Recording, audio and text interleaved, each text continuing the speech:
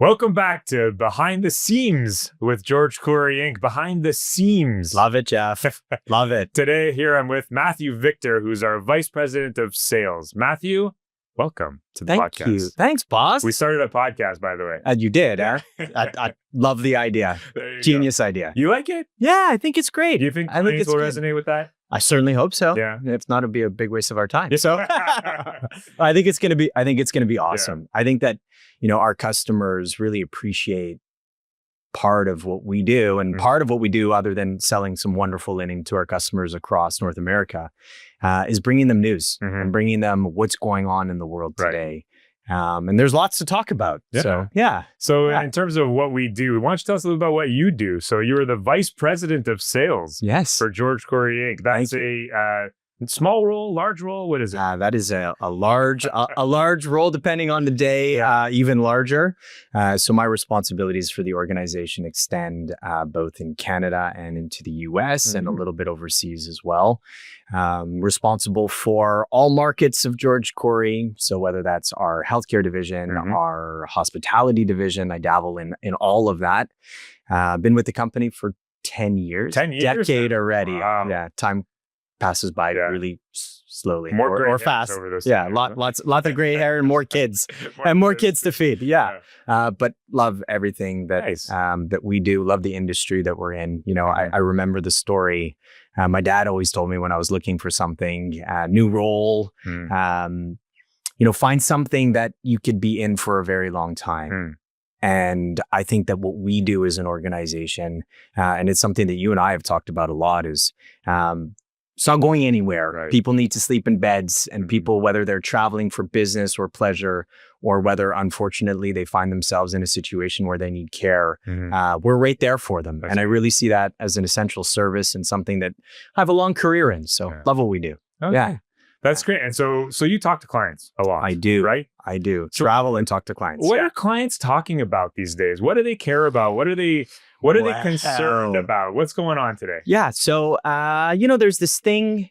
I don't know if you've heard about it. It starts with the letter T, ends in tariffs. I'm not sure if you've ever heard of that before, but it's been a huge topic of discussion lately, both in Canada from certain perspectives, but definitely for our US clients. Maybe you could share a little bit, Jeff, your thoughts on tariffs and what that means for our organization and a little bit of what we're doing. I mean, from that I think that tariffs, certainly, no matter how you look at it, there's a lot of uncertainty around it in the market today, right? Uncertainty. And, uncertainty can be scary. Yeah. But also uncertainty provides so many opportunities. And so I think that, whenever I'm talking to, whether it's employees or suppliers or customers, is, let's try to find the opportunities. Oh, yeah. So I'm sure you've had these conversations with clients, when you're in front of the clients and when you're talking with laundries or talking with other kinds of customers, it's what's the opportunity? And I think that there's a unique opportunity for the reusable textile industry with these tariffs coming in, So reusables, every day we go against the disposable single use, especially on the healthcare side of things, right? Yeah. And so I think that, they will be more affected by tariffs than the reusable community. And I think there is an opportunity there. There's still such a huge market share that's dominated by the disposable products in healthcare especially. And I think that, as prices start to rise due to these tariffs, I think that people will be looking for a solution. And what a great solution to shift away from a disposable product to a reusable product. I mean, you're hitting all the important things, right? You're especially, environment, fiscally responsible, 100%, and it's local. Right. And it's local. And I think that's what we're trying to do with tariffs. And, there's obviously a big, a grander scheme to it all. But I think that ultimately, when it comes down to it, tariffs are protectionary, and we want to bring jobs back to, the US, jobs back to Canada, et cetera. And I think that, part of that is supporting the local kind of industry. And laundries truly represent that, I think, right? Yeah. And to kind of complement what you're saying a little bit, Jeff, I recently had an experience in Washington, right, where I had the opportunity to go sit in front of members of cabinet and senators and have that actual discussion live in person. And the discussion that we had, well, you haven't seen the bill yet, so just wait till you get the credit card bill. But it was such a wonderful opportunity for our industry because that was the discussion that we were talking about. Because when you look at how the economics of a hospital runs, right? The amount of money that's spent on disposable items. Forget whether it's syringes or scalpels, all those elements, but what we're talking about specifically comes to the PPE side. Sure. So whether it's our surgical items or isolation gowns, if we remember COVID, the opportunity is not if we remember. God, sometimes we want to forget. But the reality is it's the washing of that item. And the washing of that item equals jobs. And that was the conversation that we were having with the political officials that I had the chance to meet, is that we are in the job creation business. So it's not only the item and the planet and the ecological side of things, sustainability. Really the play is also, I'm creating a job, because that isolation gown needs to be washed 75 plus times, or that level 2 surgical gown needs to be washed, or the wrapper or the drape or whatever it is. It needs to be washed. Someone needs to touch that, inspect that, process that. And that's job creation. And I think that's exactly what we're looking for right now, is bringing more jobs. And I think it's really good. There's huge opportunity. And that needs to be the focus, right? Because if you start worrying about what's the next tariff, or when are the tariffs going to go away, you go crazy with that kind of stuff, And it's all completely out of our control. It's out of anyone's control. So just, put aside the stuff that's out of your control. Certainly any kind of tariff, a tariff is paid by the importer of a product, right? And so that will undoubtedly be passed on right through the chain. So you can't control that, right? And that's so right. you're going to be paying more. I mean, it's just what it is.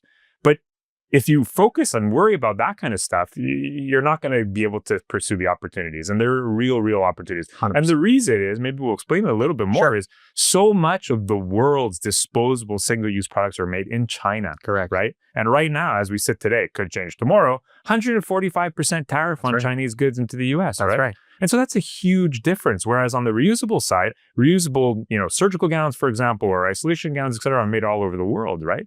But so much of the world's PPE, disposable PPE, is made in China. That's right. And so that is the opportunity, right? So let's, everyone you can't be worried about, is it 10% tariff today? How much more am I going to be spending? How does this impact my budget, et cetera? Well, put the budgets aside if you're going after new opportunity and opening new doors and exploring new avenues for business, right? And if you kind of extend that one level further, the real conversation that our customers can have with their clients is, this allows you to protect against the instability that comes from different positions, right? That's right. 3 months ago, this wasn't a conversation. Today, it's the hot button topic that everyone is talking about. And what you're able to do when you move away from the reliance on single-use items that come from one specific country to a better diverse supply chain, because companies like us make these products in different countries, and you can pick and choose potentially which one is better for their own supply chain.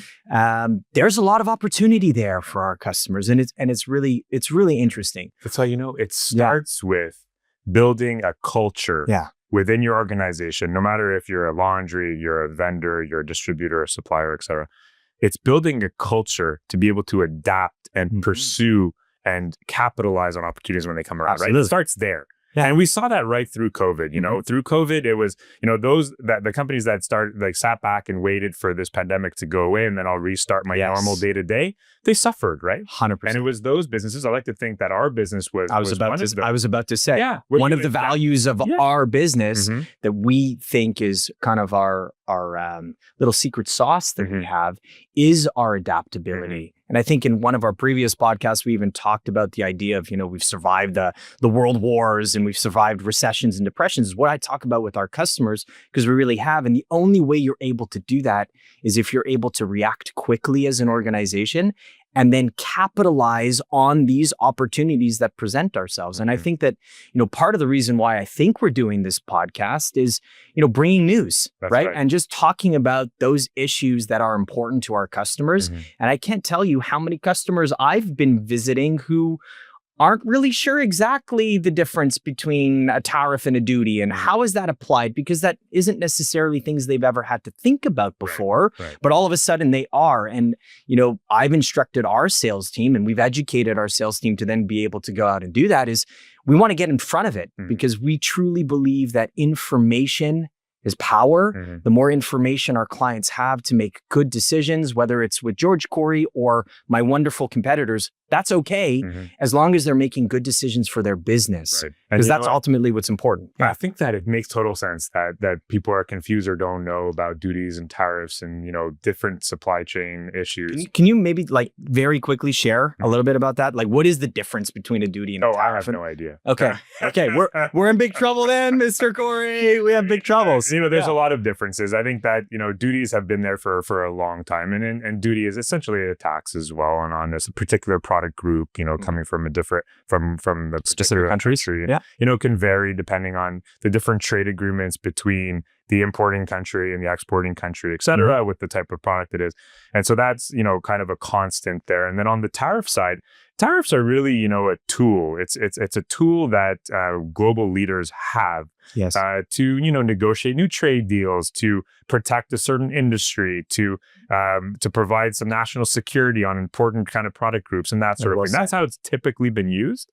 Right now, we're seeing kind of widespread tariffs, which is, it can be inflationary for sure. But you know, and it's really country based, right? That's why when we saw all of those different tariff rates for each country at the beginning of this whole discussion, it was kind of varying tariff rates, and there was a little bit of chaos to try to figure out who and what, and should we shift to this country or that country, right? So I think now obviously the focus is on China, and which heavily impacts our industry. But essentially, a tariff is a tax that importers have to pay on goods that are coming into the U.S. or Canada or wherever it may be. Yeah. But you know, I think that going back to the culture feeling and understanding how to navigate these kinds of things, that's where it starts. And I think that the more that our customers can have peace of mind, but they don't have to worry about what's a duty, what's a tariff. Yeah. I want to know. Like, talk to me about it. Let's talk about it. Let's be transparent. Let's understand. Being informed. A supplier like George Courey is going through. But at the end of the day, I think it's our job to make sure that they know you need to know about it, but you don't need to worry about it. Because we got you. And we know that, you know, that's the most important thing for you. So you could worry about all the stuff you're doing, and let me help you get, you know, seek those opportunities and capitalize on those opportunities. But you know, trust that we know what we're doing here. Trust that we're optimizing the supply chain, and let's take that off of your plate. What a way to end the podcast, Jeff. Like, there you go. We got you. We got you, and we really do. We really do. We got our clients. Good stuff. Thank you, Jeff. Great talk. Thank you. I appreciate it. Thank you so much for the time.